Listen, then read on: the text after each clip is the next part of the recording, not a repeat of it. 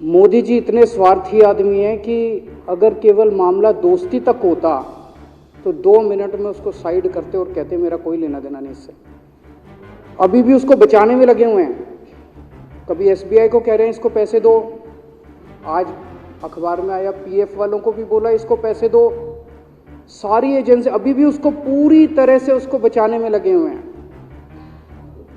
तो मैं भी अचंभे में रह गया कि मामला तो कुछ अलग ही है। क्यों ऐसा भी क्या दोस्त हो गया कि दोस्त डूब रहा है और फिर भी उसको पूरी तरह से इतना बड़ा पॉलिटिशियन है। पॉलिटिशियन के लिए तो परसेप्शन सबसे इंपॉर्टेंट होती है। कोई आसपास वाला अगर कहीं वो तो आदमी कह देता है यार मेरे से मिलना बंद कर दियो कल से, वो उसको अभी भी बचाने में लगे हुए हैं।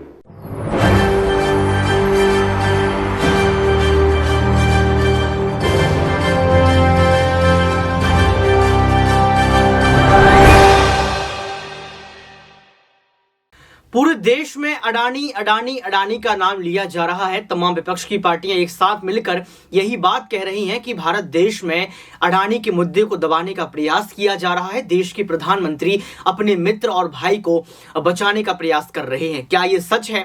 आज क्यों 16 विपक्षी पार्टियां एकजुट होकर जेपीसी की मांग कर रही हैं, ये भी बड़ा सवाल है। नमस्कार, आपके साथ मैं हूं ऋतिक सविता। स्वागत है आपका एसपीएन 9 न्यूज में।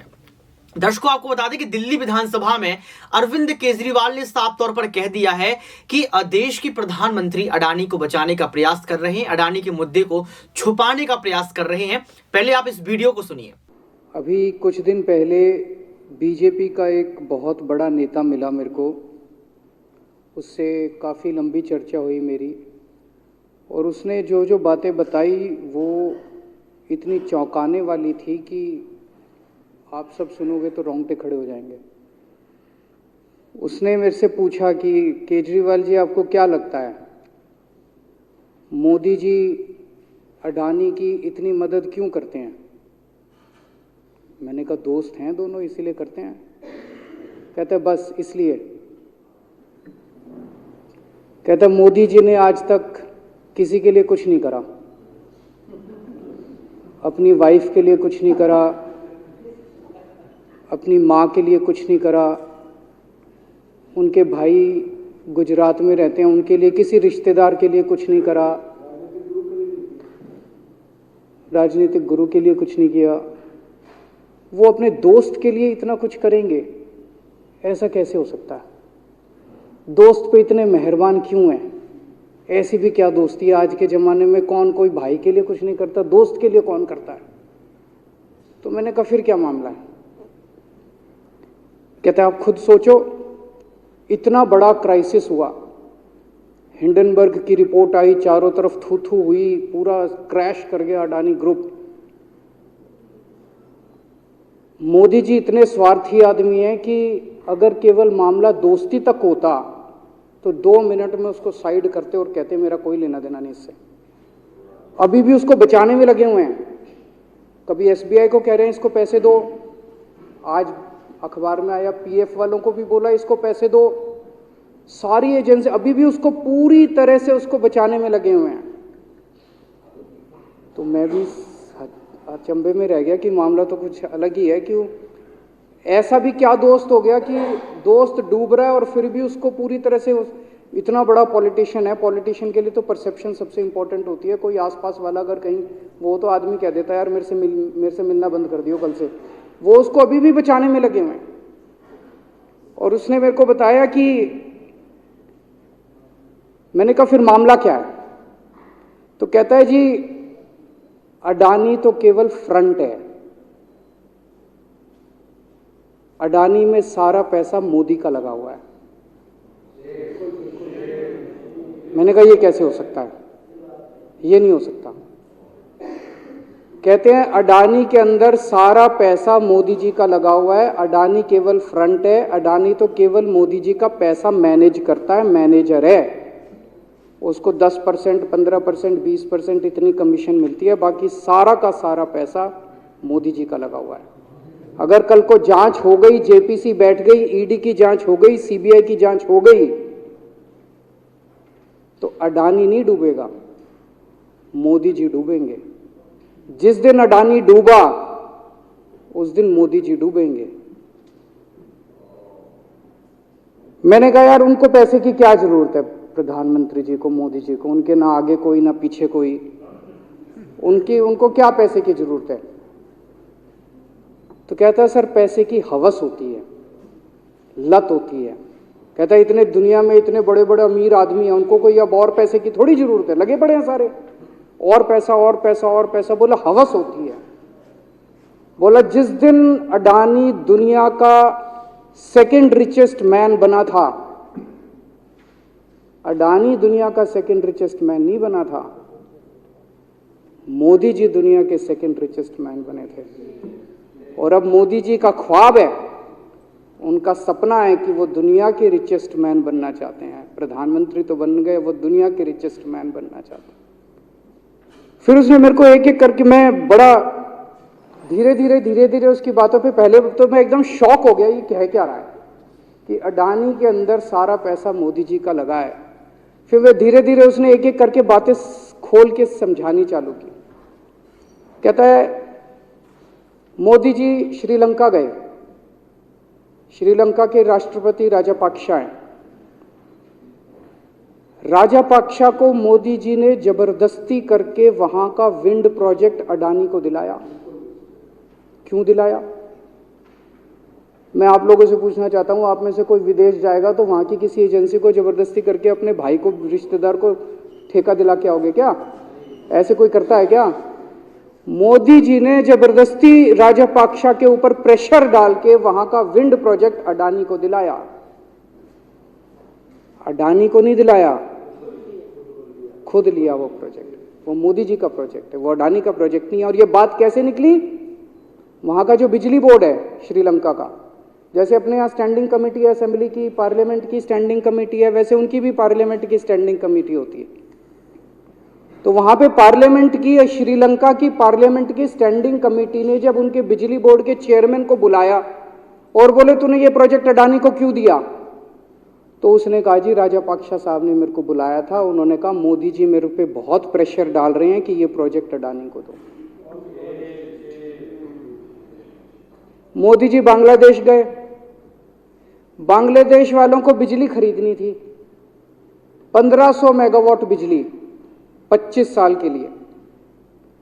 मोदी जी ने वो प्रोजेक्ट भी अडानी जी को दिला दिया। अडानी को नहीं दिलाया, मोदी जी ने वो प्रोजेक्ट खुद लिया। 25 साल तक 1500 मेगावाट बिजली खरीदने का प्रोजेक्ट बांग्लादेश का, वो भी मोदी जी ले आए अपने नाम पे। इजराइल गए, इजराइल के साथ भारत ने कई सारे रक्षा सौदे किए, रक्षा सौदे, वो सारे के सारे रक्षा सौदे अडानी को दे दिए। अडानी को नहीं दिए, मोदी जी ने खुद लिए। अभी 2-3 साल पहले 6 एयरपोर्ट की नीलामी हुई प्राइवेटाइजेशन के लिए, सरकार ने उनकी नीलामी करी, भाई प्राइवेट प्लेयर आके लो। उसमें एक कंडीशन थी कि उसी को दिया जाएंगे ये एयरपोर्ट जिसने पहले एयरपोर्ट का काम कर रखा है। हर सरकारी ठेके में होती है, हम सड़क बनाते हैं, कहते हैं भाई सड़क, जिसको ठेकेदार को सड़क बनाने का एक्सपीरियंस है उसी को दिया जाएगा। हम बिल्डिंग बनाते हैं, हम कहते हैं भाई ये पानी के वाटर ट्रीटमेंट प्लांट लगाते हैं, हम कहते हैं भाई जिसने WTP वाटर ट्रीटमेंट प्लांट इतने लगा रखे हैं उसी को दिया जाएगा। हम सीवेज ट्रीटमेंट प्लांट बनाते हैं, हम कहते हैं जिसको 20 साल का एक्सपीरियंस है, 15 साल का है, उसी को। इसमें भी ये कंडीशन थी कि जिसने इतने साल तक एयरपोर्ट चलाने का काम कर रखा उसी को दिया जाएगा। अब अडानी ने तो कर नहीं, मोदी जी ने तो कर नहीं रखा था, अडानी ने तो कर नहीं रखा था, तो क्या करते? आखिरी मोमेंट पे वो कंडीशन हटा दी गई, बोले कोई एक्सपीरियंस की जरूरत नहीं है। 6 एयरपोर्ट नीलामी पे थे, 6 के 6 एयरपोर्ट अडानी को दे दिए, अडानी को नहीं दिए, मोदी जी ने वो खुद 6 के 6 एयरपोर्ट खुद अपने नाम कर लिए। आज 2021 नवंबर में एयरपोर्ट टेक ओवर किए, 2023 1.5 साल हुआ है। 1.5 साल के अंदर आज एयरपोर्ट का 30%, पूरे देश का एयरपोर्ट का जितना धंधा है, बिजनेस है, उसका 30% बिजनेस जो है वो मोदी जी के पास है। 30%, 1.5 साल के अंदर इतना बड़ा भारत देश, इतने एयरपोर्ट, 30% एयरपोर्ट का बिजनेस आज मोदी जी के पास है।